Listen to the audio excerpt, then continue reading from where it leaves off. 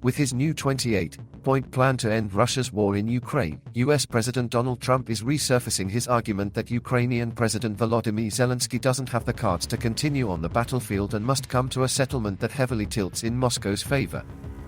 Trump, who has demonstrated low regard for Zelensky dating back to his first term, said Friday he expects the Ukrainian leader to respond to his administration's new plan to end the war by next Thursday.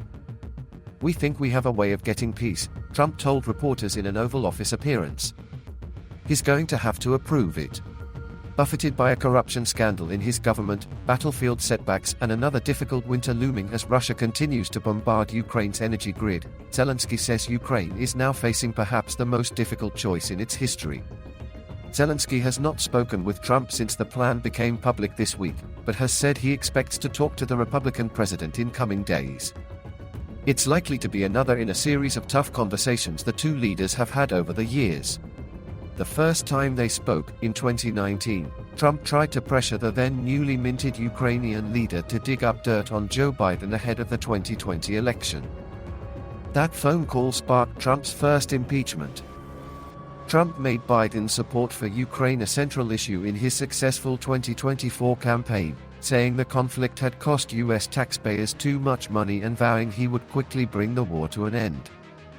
Then early this year, in a disastrous Oval Office meeting, Trump and Vice President J.D. Vance tore into Zelensky for what they said was insufficient gratitude for the more than $180 billion the US had appropriated for military aid and other assistance to Kiev since the start of the war.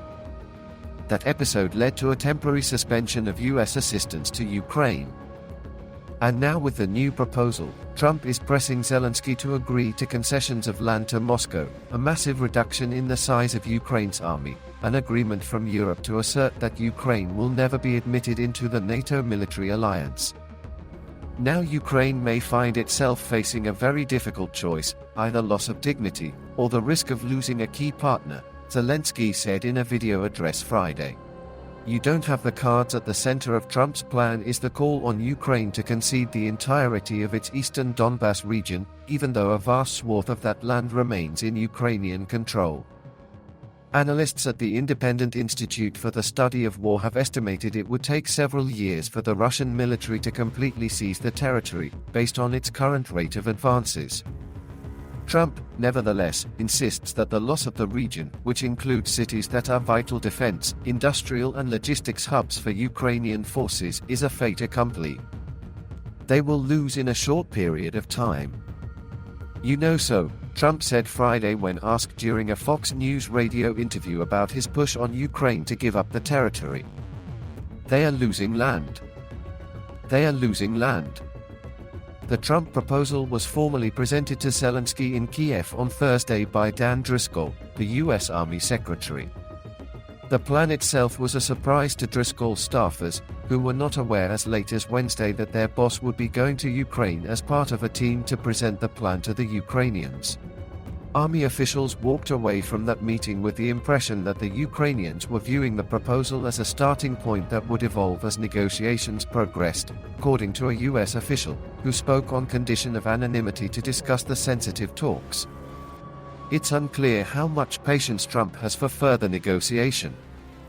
White House Press Secretary Caroline Leavitt said Thursday that Trump's new plan reflects the realities of the situation and offers the best win-win scenario, where both parties gain more than they must give. Asked about Zelensky's initial hesitant response to the proposal, Trump recalled the February Oval Office blow-up with Zelensky. "You remember, right in the Oval Office, not so long ago, I said, 'You don't have the cards.'" The mounting pressure from Trump comes as Zelensky is dealing with fallout over $100 million in kickbacks for contracts with the state-owned nuclear energy company. The scandal led to resignations of top cabinet ministers and implicated other Zelensky associates. Konstantin Soning, a political economist and Russia expert at the University of Chicago, said what Donald Trump is certainly extremely good at is spotting weak spots of people. Back against the wall. One of the 28 elements of Trump's proposal calls for elections to be held within 100 days of enactment of the agreement. "I think it's a rationalistic assessment that there is more leverage over Zelensky than over Putin," Soning said. He added, Zelensky's back is against the wall and his government could collapse if he agrees to the US proposal. All the while, Ukraine is increasingly showing signs of strain on the battlefield after years of war against a vastly larger and better equipped Russian military. Ukraine is desperately trying to fend off relentless Russian aerial attacks that have brought rolling blackouts across the country on the brink of winter. Kiev is also grappling with doubts about the way ahead. A European plan to finance next year's budget for Ukraine through loans linked to frozen Russian funds is now in question.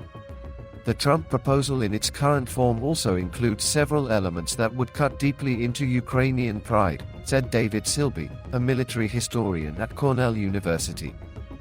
One provision calls on Russia and Ukraine to abolish all discriminatory measures and guarantee the rights of Ukrainian and Russian media and education, and all Nazi ideology and activities must be rejected and prohibited. That element could be seen by the Ukrainian side as giving credence to Putin's airing of distorted historical narratives to legitimize the 2022 invasion.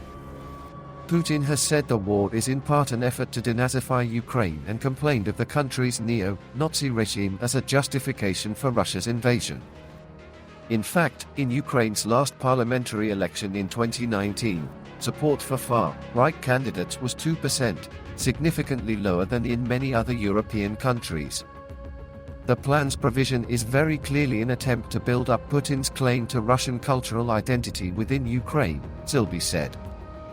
He added, from territory loss to the substantial reduction of the Ukrainian military to cultural concessions that have been demanded, I just don't think Zelensky could do this deal and look his public in the eye again. France 24 with AP.